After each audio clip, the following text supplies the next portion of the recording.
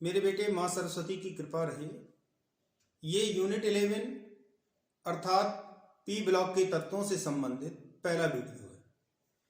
इस वीडियो में हम सबसे पहले देखेंगे इंट्रोडक्शन, पीरियडिक पोजीशन यानी कि पी ब्लॉक के तत्वों की आवर्त सारणी में स्थिति। फिर देखेंगे फिजिकल स्टेट, भौतिक अवस्था। फिर देखेंगे मेटालिक कैरेक्टर, धात्विक लक्षण। उसके बाद देखेंगे इलेक्ट्रॉनिक कॉन्फ़िगरेशन, इलेक्ट्रॉनिक विन्यास। फिर देखेंगे इनर्ट पेयर इफेक्ट, अक्रिय युग्म प्रभाव। उसके बाद देखेंगे ऑक्सीडेशन स्टेट, ऑक्सीकरण अवस्था। उसके बाद देखेंगे एबनॉर्मल बिहेवियर, असामान्य व्यवहार। और सबसे अंत में देखेंगे पाई बॉन्डिंग यानी कि पी ब्लॉक के तत्वों के बीच में पाई बंधता। तो चलो स्टार्ट करते हैं और सबसे पहले देखते हैं इंट्रोडक्शन। मेरे बेटे सबसे पहले देखते हैं introduction of P block elements. P block के अंतर्गत आवर्त सारणी के वो सभी तत्व आते हैं जिनके अंतिम इलेक्ट्रॉन पी उपकोष में प्रवेश करते हैं। वे सभी तत्व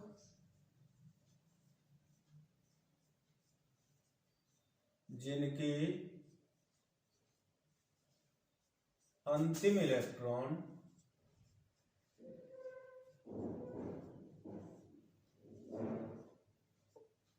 पी उपकोष में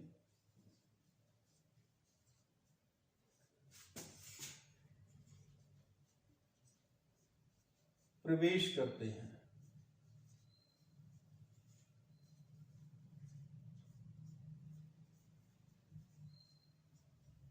हमें पता है कि पी उपकोष में 3 ऑर्बिटल होते हैं, px, py, pz।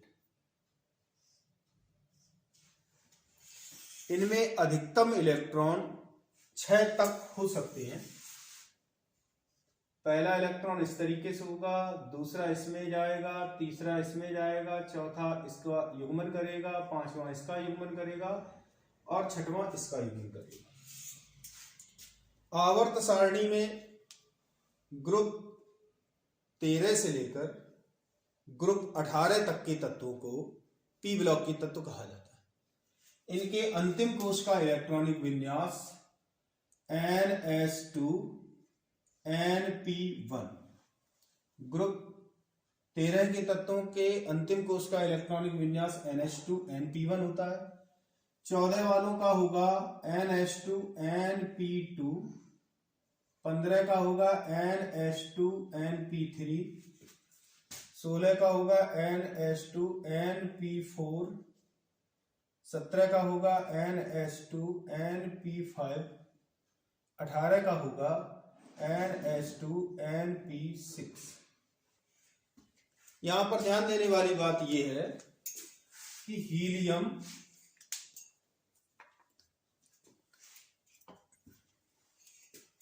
का इलेक्ट्रॉनिक विन्यास 1s2, फिर भी इसे पी ब्लॉक के तत्वों के साथ रखा गया क्योंकि यह एक अक्रिय गैस है और इसे अक्रिय गैसों के साथ रखना ही उचित है। तो यहां पर नोट में मैं ये बात लिखे दे रहा हूं,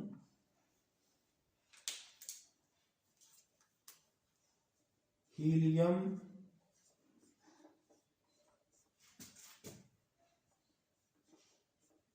को समानता के कारण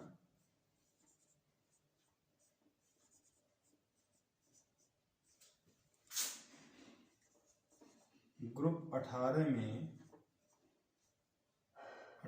में रखा गया।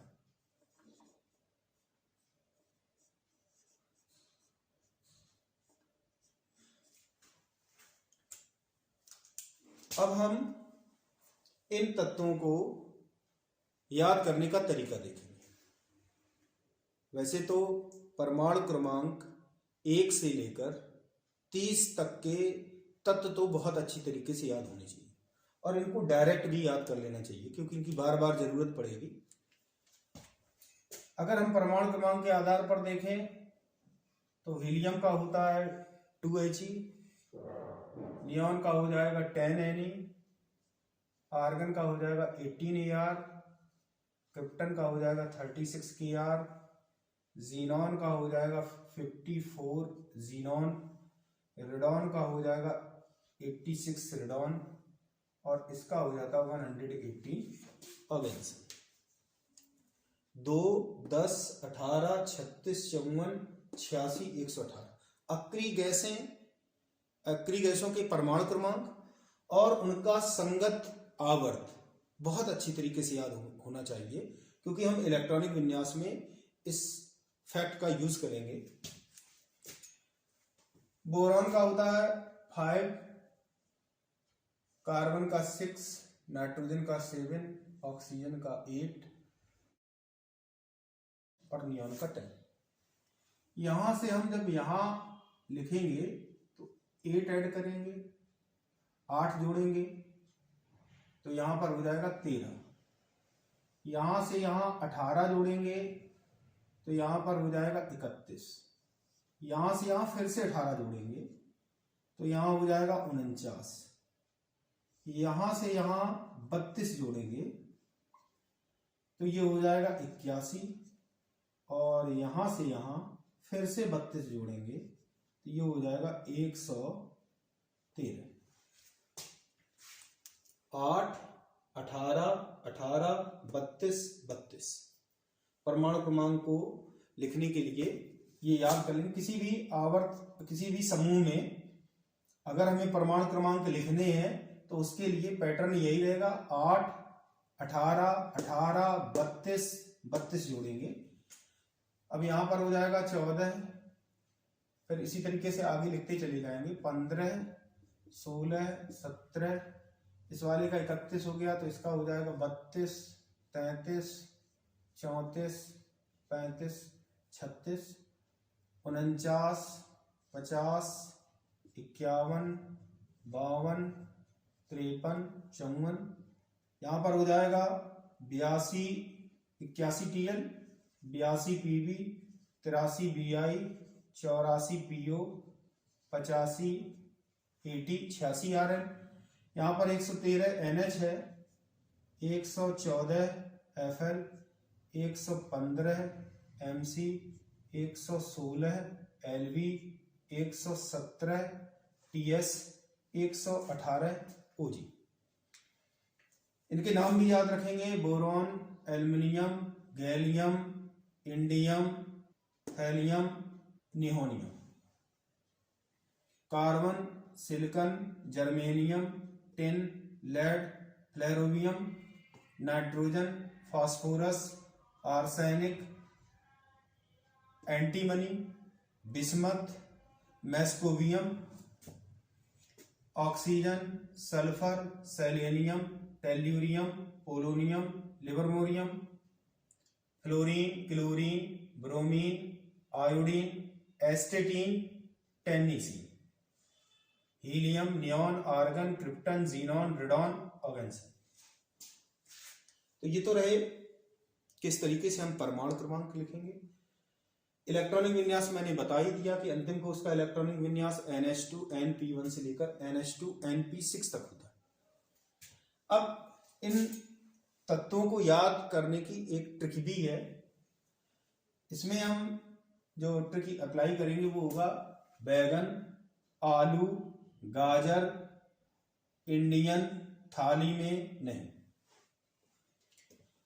इस वाले में जो ट्रिक अप्लाई करेंगे वो होगी कार्तिकेय, शिव, गणेश, संग, पार्वती, फुल फैमिली। इसमें जो ट्रिक अप्लाई करेंगे वो होगी नहीं, पसंद, ऐसे, सभी, बिस्किट, माखन चोर। इस वाले में जो हम ट्रिक अप्लाई करेंगे वो है ओ सही से, ओ सही से पीपो। इसमें थोड़ा ध्यान देंगे, कई बार आप प्रैक्टिस करेंगे तो याद हो जाएगा। ओ सही से टीपो लवली। फिर इसके बाद फिर कल बारात आई अटल की तीसरी बार, है नेकी और कृपा से जीवन रंगीन ओ गणपति। तो कई बार आप लिख करके देखेंगे तो ये तैयार हो जाएगा। दोनों को एक साथ लिखना है, इसको मन में दोहराएंगे और इसको लिखते जाएंगे, जिससे कि आपको आसानी से सभी तत्व याद हो जाए। अब कुछ बातें और हैं, उनको भी नोट करेंगे। अगर हम सभी तत्वों में देखें तो ग्रुप 18 वाले तत्व यानी कि अक्रिय एसिड, नाइट्रोजन, ऑक्सीजन, फ्लोरीन और क्लोरीन, ये तत्व गैसीय अवस्था में होते हैं। तो ग्रुप 18 के सभी तत्व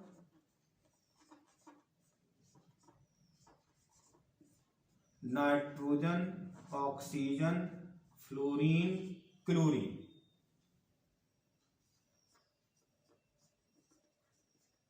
गैसीय अवस्था में होते हैं।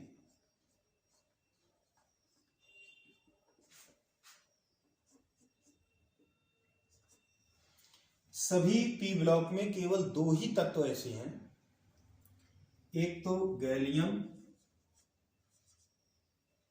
और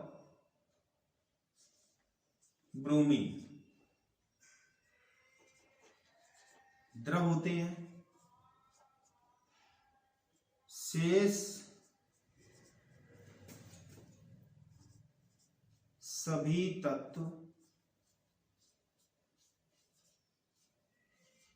ठोस है।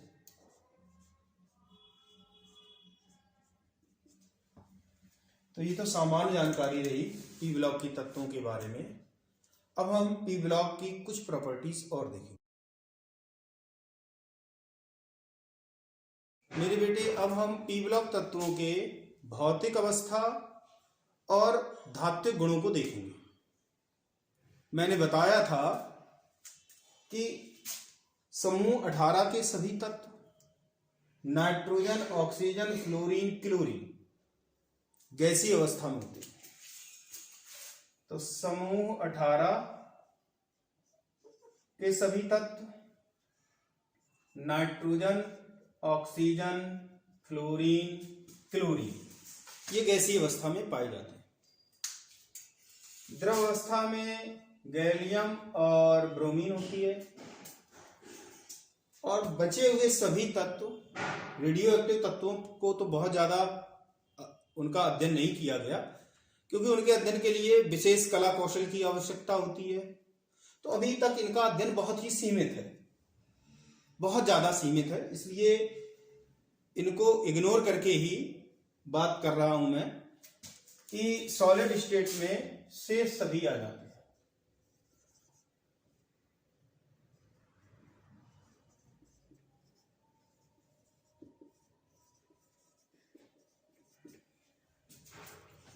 अब बात करते हैं धात्विक गुणों की। तो हम देख रहे हैं कि ऊपर से नीचे आने पर धात्विक गुण बढ़ते हैं। तो इसका मतलब हुआ कि धात्विक गुण बढ़ता है। टॉप टू बॉटम आने पर धात्विक गुण बढ़ता है, और बाईं से दाईं ओर जाने पर हम देख रहे हैं कि धात्विक गुण कम हो रहा है। पहले मेटल्स हैं, फिर मेटलॉइड हैं, फिर नॉन मेटल्स हैं। तो धात्विक गुण कम होता है।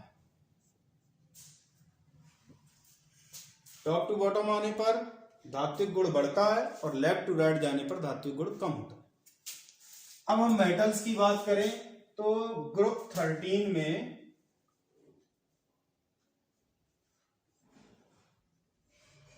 बोरोन को छोड़कर सभी तत्व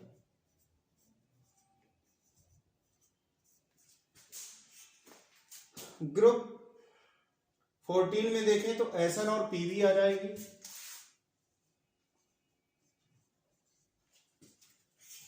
ग्रुप 15 में देखें तो बिस्मथ। थोड़ा बहुत अध्ययन नियोनियम है, फ्लेरोवियम है, मैस्कोवियम इनका किया गया है, लेकिन बहुत ज्यादा अध्ययन नहीं है। एक अंदाज लगा करके भी लिखा गया है किताबों में, तो इसलिए मैं इनको इग्नोर ही कर रहा हूं। मेटलॉइड्स में कौन कौन आते हैं? Silicon, germanium, arsenic, antimony, tellurium और polonium. Silicon, germanium, arsenic, antimony, tellurium और पोलोनियम। इसको याद करने के लिए आप ट्रिक यूज कर सकते हैं। सिमरन गई आसाम, सब तेरी पॉलिटिक्स है।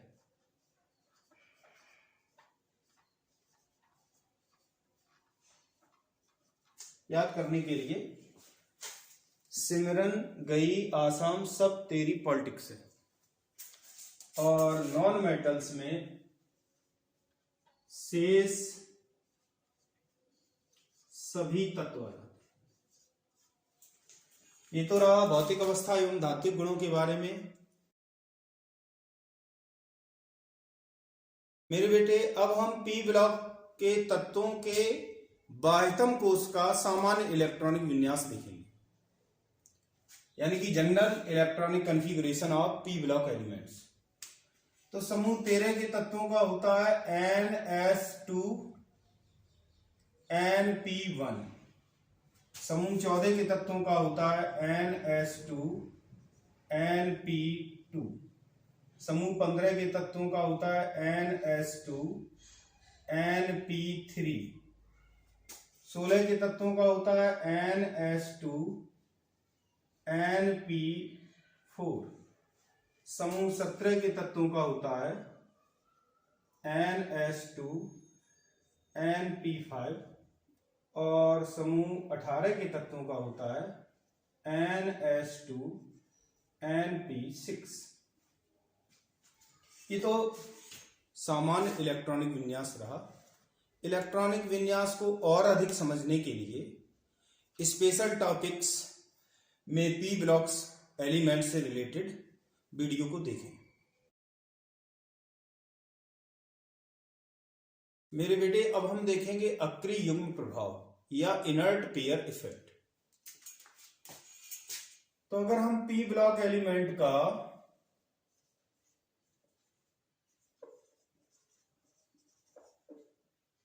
सामान्य इलेक्ट्रॉनिक विन्यास देखें तो मैंने बताया था NS2 NP126 होता है।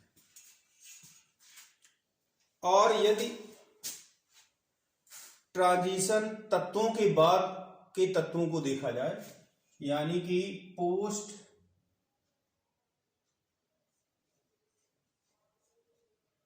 ट्रांजिशन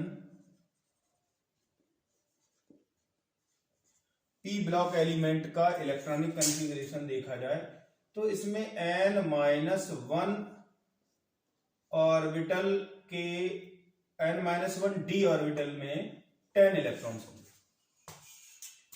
और अगर हैवियर पोस्ट ट्रांजिशन एलिमेंट भारी हो तो भारी वाले में n-2 f ऑर्बिटल्स भी आ जाते हैं। भारी का मतलब जो नीचे है, तो उनका वेट भी ज्यादा होगा, तो उन्हें कहा जाता है heavier post transition P block elements. तो अगर हम heavier post transition P block element का इलेक्ट्रॉनिक कॉन्फ़िगरेशन देखें तो उसमें n-2f 14 इलेक्ट्रॉन्स होंगे, n-1d ऑर्बिटल में 10 इलेक्ट्रॉन्स होंगे और ns में 2 इलेक्ट्रॉन होंगे। पी में 1 से लेकर के 6 तक इलेक्ट्रॉन हो सकते हैं। जो आउटर मोस्ट ऑर्बिट होगा उसमें एक तो s में इलेक्ट्रॉन है और दूसरा p में। s की पेनिट्रेशन पावर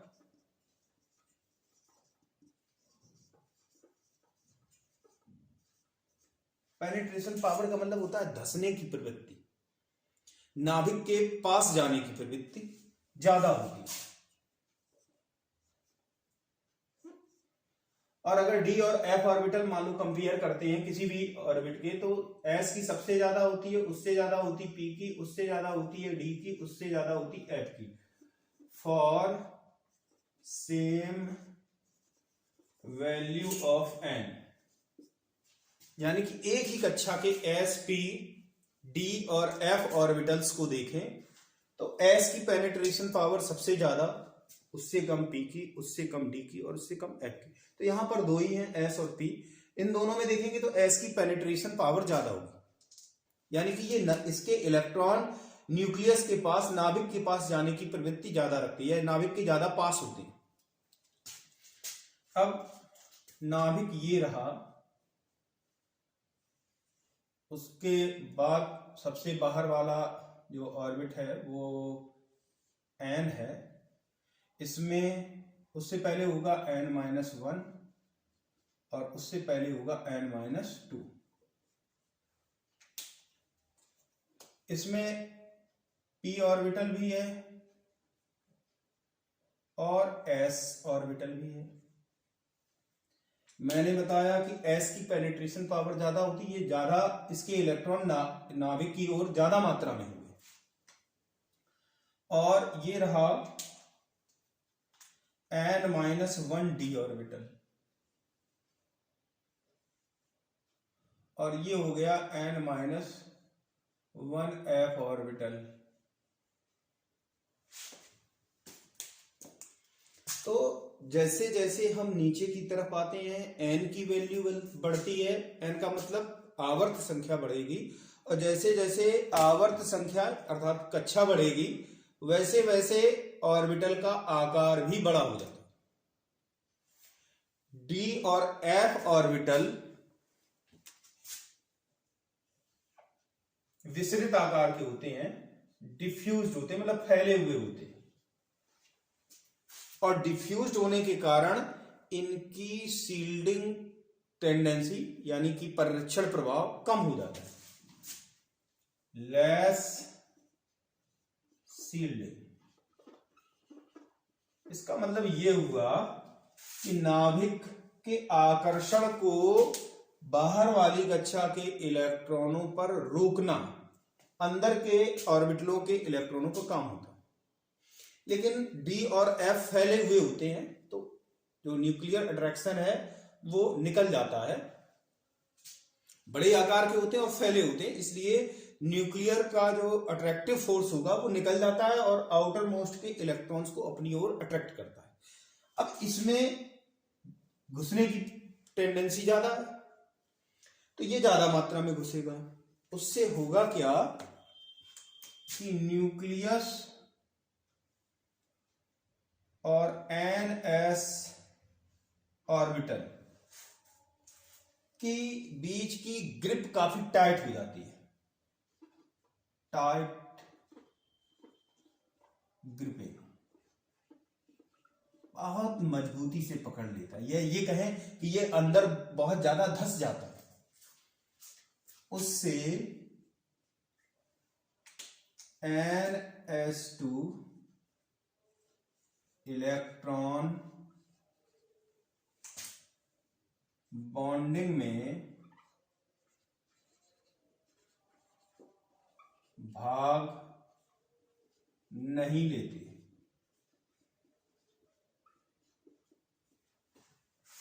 अर्थात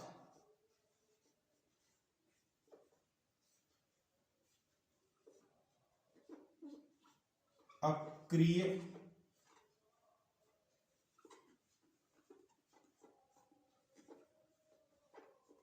इलेक्ट्रॉन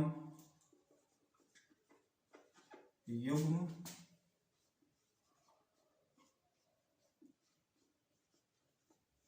की तरह होते हैं और इसी को कहा जाता है इनर्ट पेयर इफेक्ट। तो इस तरीके से अगर हम इनर्ट पेयर इफेक्ट को परिभाषित करें तो हम ये कह सकते हैं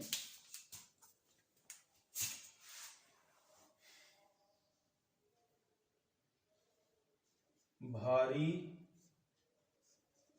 पी ब्लॉक के तत्वों के अंतिम कोश के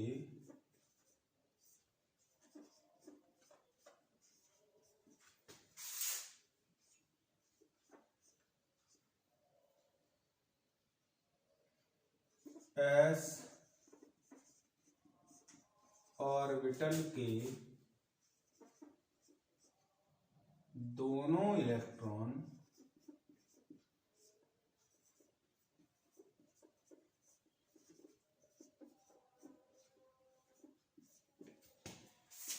n-1d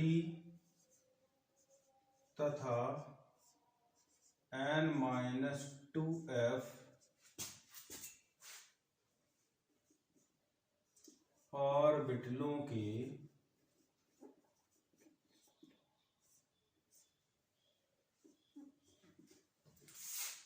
कम रक्षण प्रभाव के कारण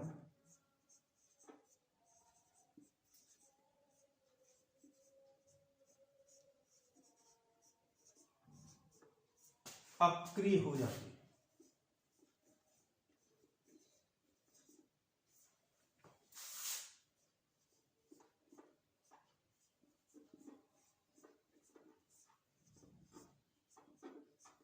और इसी को कहते हैं अक्रिय युग्म प्रभाव। इस प्रभाव के कारण तत्व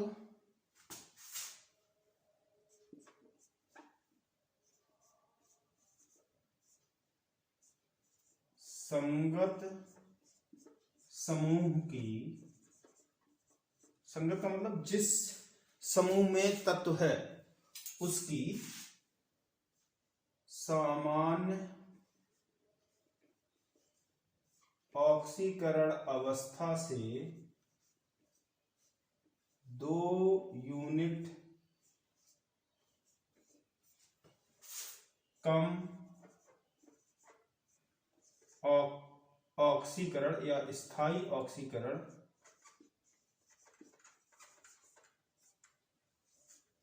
अवस्था प्रदर्शित करता है।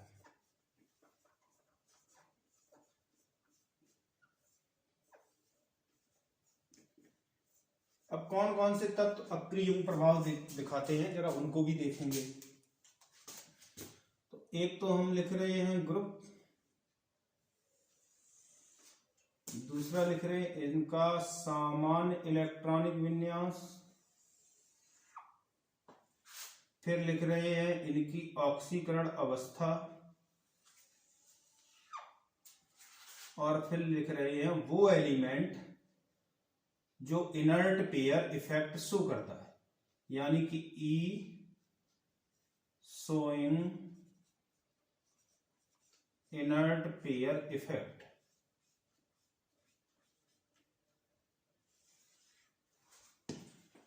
एक तो हम ग्रुप 13 का इलेक्ट्रॉनिक विन्यास देखेंगे। इसका होता है NH2MP1।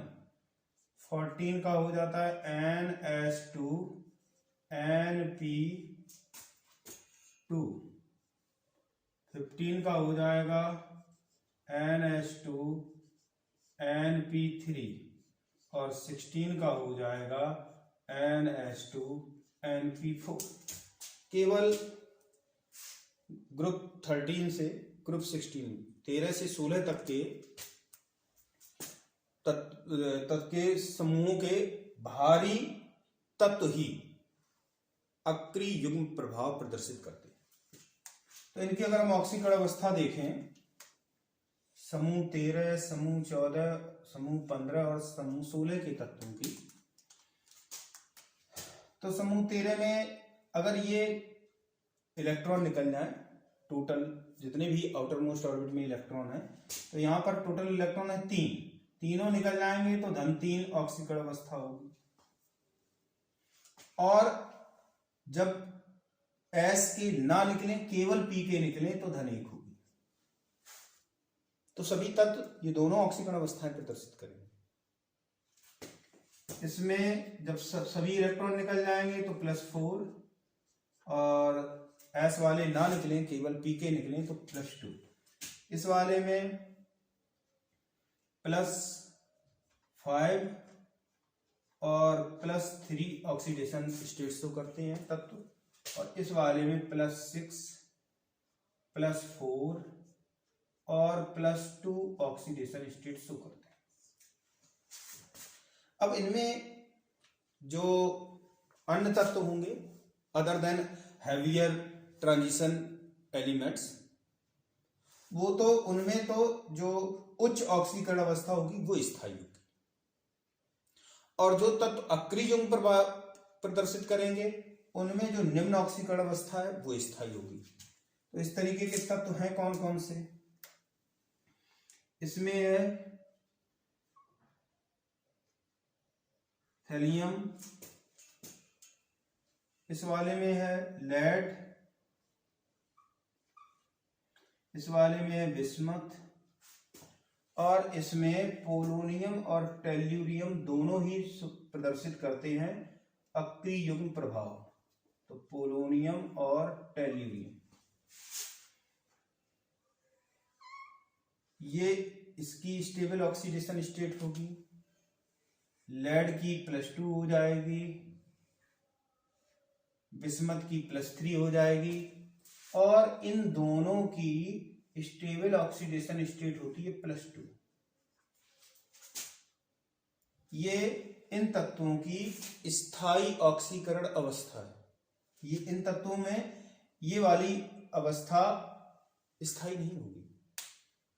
तो ये तो रहा अक्रिय यौगिक के प्रभाव के बारे में। केवल इतने ही तत्व अक्रिय यौगिक प्रभाव प्रदर्शित करते हैं, और अक्रिय यौगिक प्रभाव के कारण 2 यूनिट कम, मतलब उनकी जो सामान्य ऑक्सीकरण अवस्था होती है, समूह की जो ऑक्सीकरण अवस्था होती है उससे 2 यूनिट कम ऑक्सीकरण अवस्था प्रदर्शित करते हैं जो स्थायी होती है।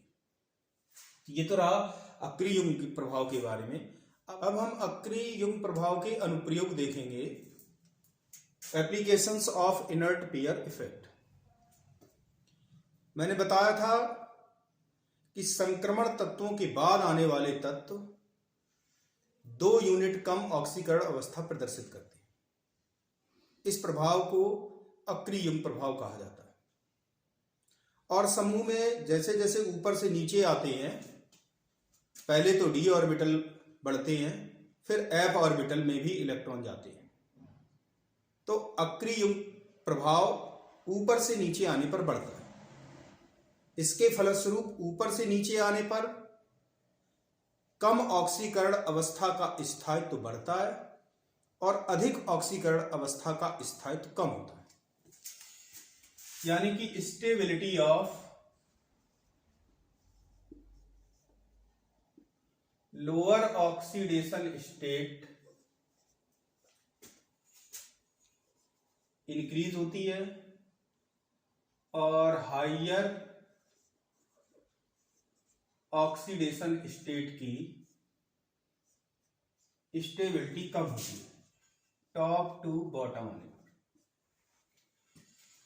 अब इसके कुछ उपयोग देखेंगे। पहला है, अगर हमें स्टेबिलिटी की तुलना करनी है तो ये कम ऑक्सीकरण अवस्था है और ये अधिक ऑक्सीकरण अवस्था में तत्व लिखे हैं। कम ऑक्सीकरण अवस्था ऊपर से नीचे आने पर बढ़ेगी और अधिक ऑक्सीकरण अवस्था का स्थायित्व ऊपर से नीचे आने पर कम होगा। SnCl2 एक अच्छा अपचायक है, जबकि SnCl4 नहीं। SnCl2 में Sn की ऑक्सीकरण अवस्था धन 2 है और यहां पर धन 4 है। Sn इनर्ट पेयर इफेक्ट अक्रिय युग्म प्रभाव प्रदर्शित नहीं करता।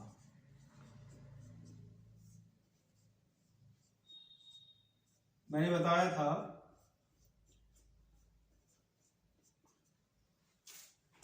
केवल नीचे वाले तत्व जिनमें F ऑर्बिटल भरा हुआ होता है, और साथ ही साथ केवल T एक ऐसा है जिसमें केवल D में इलेक्ट्रॉन जाते हैं, वो प्रदर्शित करता है। बाद बाकी सभी में f ऑर्बिटल में इलेक्ट्रॉन जाते हैं। सबसे नीचे वाले हैं Sn उससे ऊपर है, मतलब लेड शो करता है, Sn शो नहीं करता, इसलिए इसका स्थायित्व कम होगा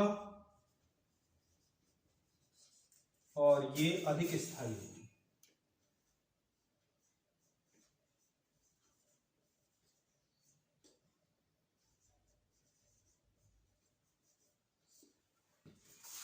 अब ये क्या करेगी, तो ये अन्य पदार्थों को इलेक्ट्रॉन दे करके इस अवस्था में परिवर्तित होना चाहिए।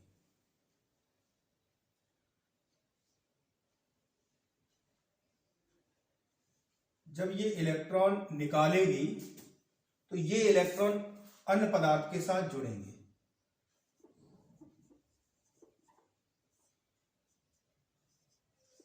और उसका अपचयन कर देंगे, यानी कि ये इलेक्ट्रॉन अपचयन के लिए उत्तरदायी है। अपचयन के लिए उत्तरदायी है और ये अधिक ऑक्सीकरण अवस्था में है, तो ये तो इलेक्ट्रॉन निकाल नहीं पाएगा, इसलिए ये अपचायक का कार्य नहीं करेगा। अगला है PbO2 ऑक्सीकारक का कार्य कर सकता है, जबकि PbO नहीं। PbO2 में Pb की ऑक्सीकरण अवस्था -4 है और यहां पर Pb की ऑक्सीकरण अवस्था -2 है। ये अक्रिय प्रभाव प्रदर्शित करता है, इसलिए ये अधिक स्थायी अवस्था होगी, अधिक स्थायी ऑक्सीकरण अवस्था होगी ड्यू टू IP इफेक्ट, और ये कम स्थायी होगी क्योंकि उच्च ऑक्सीकरण अवस्था लिखी है। अब ये इस अवस्था में बदलना चाहेगा, तो उसके लिए इसके इलेक्ट्रॉन की आवश्यकता है। 2 इलेक्ट्रॉनों को ग्रहण करेगा और जो पदार्थ इसके संपर्क में होगा SnCl2 के, उसी से ये 2 इलेक्ट्रॉन मिलेंगे। तो इसका मतलब हुआ पदार्थ का ऑक्सीकरण हो गया। तो इसका तात्पर्य ये हुआ कि PbO2 ऑक्सीकरण का कार्य करता है। इलेक्ट्रॉन ग्रहण करके +4 स्टेट से, ऑक्सीडेशन स्टेट से +2 ऑक्सीडेशन स्टेट में आ जाएगा। Sn +2 स्टेट में कम स्थायी है क्योंकि ये इनर्ट पेयर इफेक्ट नहीं शो करता, और ये वाला +4 में कम स्थायी है जबकि +2 में अधिक स्थायी। ये +2 में कम स्थायी जबकि +4 में अधिक स्थायी, क्योंकि ये IP इफेक्ट प्रदर्शित नहीं करता और ये इनर्ट पेयर इफेक्ट प्रदर्शित करता है। तो ये तो रहा applications of inert pair effect के बारे में। अब हम नेक्स्ट प्रॉपर्टी देखेंगे। मेरे बेटे, अब हम P ब्लॉक के तत्वों की समूह ऑक्सीकरण अवस्था यानी कि ग्रुप ऑक्सीडेशन स्टेट और अन्य ऑक्सीकरण अवस्था यानी कि अदर ऑक्सीडेशन स्टेट्स को देखेंगे। मैंने बताया था कि इन तत्वों का इलेक्ट्रॉनिक विन्यास, बाह्यतम कोश का इलेक्ट्रॉनिक विन्यास इस तरह होता है। अब बाहर वाली कोश में जितने इलेक्ट्रॉन होंगे उसी के अनुसार समूह ऑक्सीकरण अवस्था होती है। जैसे इसमें बाह्यतम कोश में 3 इलेक्ट्रॉन है जिनको निकालकर ये +3 ऑक्सीडेशन स्टेट शो करेगा। इसमें 4 हैं तो ये -4 ऑक्सीकरण अवस्था शो करेगा। इसमें 5 हैं तो ये -5 ऑक्सीकरण अवस्था शो करेगा। ये 6 इलेक्ट्रॉनों को त्याग कर -6 ऑक्सीकरण अवस्था शो करेगा। और ये ग्रुप 17 के जो तत्व होंगे वो 7 इलेक्ट्रॉन त्याग करके -7 ऑक्सीकरण अवस्था प्रदर्शित करेंगे, और ग्रुप 18 के तत्व 8 इलेक्ट्रॉनों को त्याग कर +8 यानी कि -8 ऑक्सीकरण अवस्था प्रदर्शित कर सकते हैं। समूह 13 के तत्वों के द्वारा प्रदर्शित होने वाली अन्य ऑक्सीकरण अवस्था होती है -1। समूह 14 के तत्वों द्वारा प्रदर्शित अन्य ऑक्सीकरण अवस्था होती है -2 और -4। समूह 15 के तत्वों के द्वारा प्रदर्शित अन्य ऑक्सीकरण अवस्था होती है -3 और -3। समूह 16 के तत्वों के द्वारा प्रदर्शित अन्य ऑक्सीकरण अवस्था होती है -4, -2 और -2। समूह 17 के तत्वों द्वारा प्रदर्शित अन्य ऑक्सीकरण अवस्थाएं होती हैं -5, -3, -1 और -1। समूह 18 के तत्वों द्वारा प्रदर्शित अन्य ऑक्सीकरण अवस्थाएं हैं -6, -4, -2। मैंने ये भी बताया था कि अक्रिय युग्म प्रभाव के कारण भारी तत्वों की ऑक्सीकरण अवस्था जो समूह की ऑक्सीकरण अवस्था से 2 यूनिट कम होती है वो स्थायी होती है, क्योंकि भारी तत्वों में नाभिक के आकर्षण द्वारा d और f ऑर्बिटल में इलेक्ट्रॉन जाते हैं और वो नाभिकीय आवेश को परिरक्षित नहीं कर पाते, जिससे s ऑर्बिटल के इलेक्ट्रॉन नाभिक द्वारा मजबूती से पकड़ लिए जाते हैं और अंतिम कोश के s इलेक्ट्रॉन बाहर नहीं निकलते। इसलिए सामान्य समूह की ऑक्सीकरण अवस्था से 2 यूनिट कम वाली ऑक्सीकरण अवस्था भारी तत्वों में स्थायी होती है। ये तो रहा ऑक्सीकरण अवस्था के बारे में। अब हम अगला गुण देखेंगे। मेरे बेटे अब हम देखेंगे एबनॉर्मल बिहेवियर या असामान्य व्यवहार। छोटे आकार, उच्च विद्युत ऋणात्मकता, डी ऑर्बिटलों के अभाव के कारण द्वितीय आवर्त के तत्वों के गुण अपने समूह के अन्य आवर्त के तत्वों के गुणों से भिन्न होते हैं। इस भिन्नता को ही कहते हैं असामान्य व्यवहार। छोटे आकार,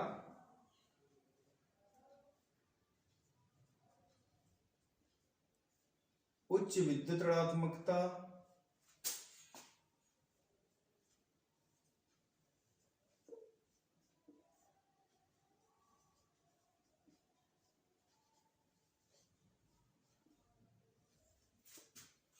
व डी ऑर्बिटलों के अभाव के कारण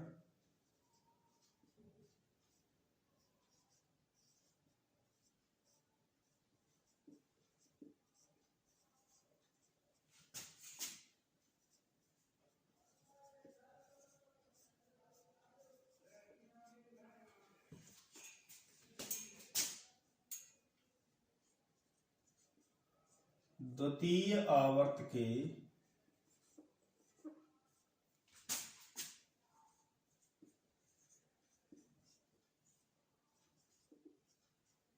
तत्वों के गुण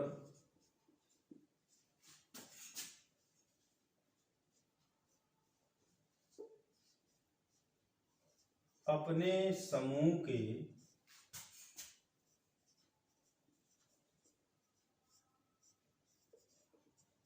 अन्य तत्वों से भिन्न होते हैं।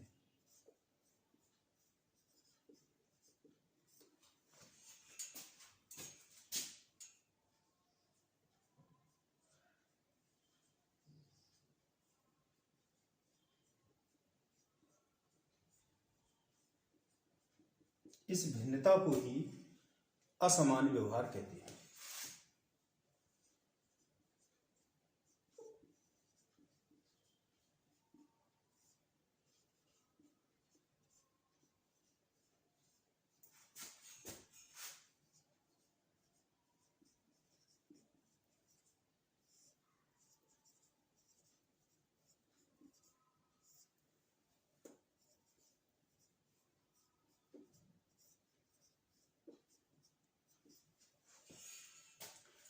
जैसे अगर हम देखें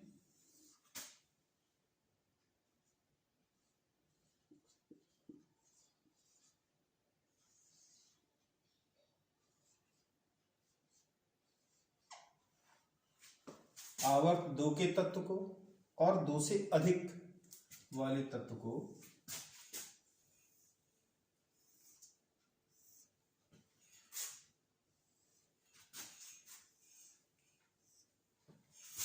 और इनकी अधिकतम संयोजकता देखें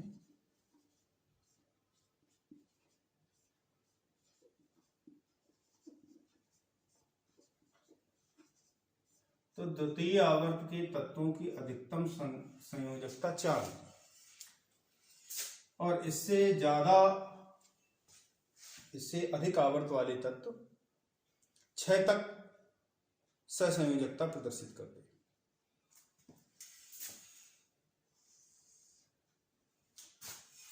इसका कारण क्या है वो देखेंगे।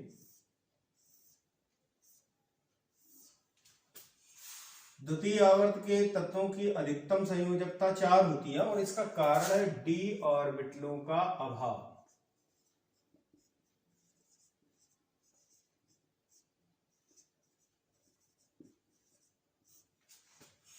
और द्वितीय आवर्त से अधिक आवर्त वाले तत्वों की अधिकतम संयोजकता 6 होती है। इसका कारण होता है डी ऑर्बिटल्स की उपस्थिति, जैसे बोरॉन Bf4 माइनस आयन ही बना पाता है, जबकि एल्युमिनियम AlF6 इसमें संयोजकता 4 ही है और इसमें संयोजकता हो जाएगी 6। तो ये तो रहा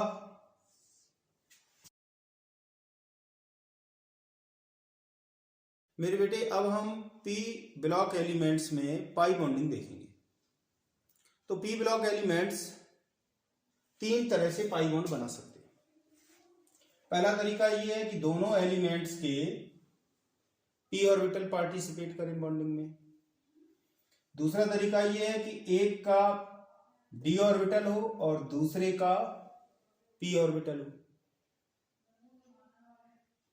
और तीसरा तरीका ये है कि दोनों की डी ऑर्बिटल हो।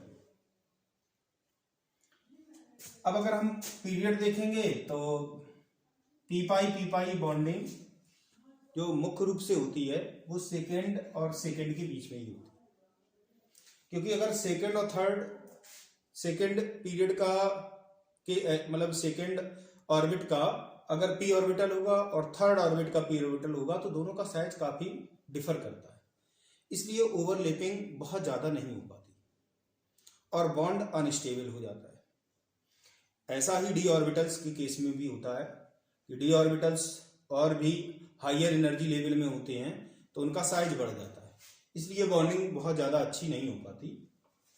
अब इसके एग्जाम्पल देखेंगे तो कार्बन और कार्बन के बीच में पाई बॉन्ड होगा तो वो पी पाई टाइप होगा। कार्बन कार्बन के बीच ट्रिपल बॉन्ड में भी पी पाई बॉन्डिंग होगी। इसी तरीके से कार्बन और नाइट्रोजन के बीच में डबल बॉन्डिंग, नाइट्रोजन और नाइट्रोजन की डबल बॉन्डिंग, ऑक्सीजन और ऑक्सीजन की डबल बॉन्डिंग, नाइट्रोजन और ऑक्सीजन की डबल बॉन्डिंग। डी पाई और पी पाई का एग्जांपल देखेंगे तो फास्फोरस और ऑक्सीजन के बीच की पाई बॉन्डिंग, सल्फर और ऑक्सीजन के बीच की पाई बॉन्डिंग, जीनॉन और ऑक्सीजन के बीच की पाई बॉन्डिंग। और अगर डी पाई को देखेंगे तो मेटल के फील्ड डी ऑर्बिटल्स जब लिगेंड्स के साथ पाई बॉन्डिंग करते हैं, लिगेंड्स के एम्प्टी ऑर्बिटल होते हैं, तो उनके साथ जब बॉन्डिंग करते हैं तो डी पाई टाइप की बॉन्डिंग होती है। लेकिन ये बॉन्डिंग बहुत ज्यादा स्टेबल नहीं होगी, क्योंकि ये भी दोनों ही हायर एनर्जी लेवल के हैं। तो जो बॉन्डिंग और एंटी बॉन्डिंग मॉलिक्यूलर ऑर्बिटल बनेंगे वो भी बहुत ज्यादा एनर्जिक होंगे, तो ज्यादा स्टेबल नहीं होंगे। ये तो रहा पाई बॉन्डिंग के बारे में। ये वीडियो यहीं फिनिश होता है। हम नेक्स्ट वीडियो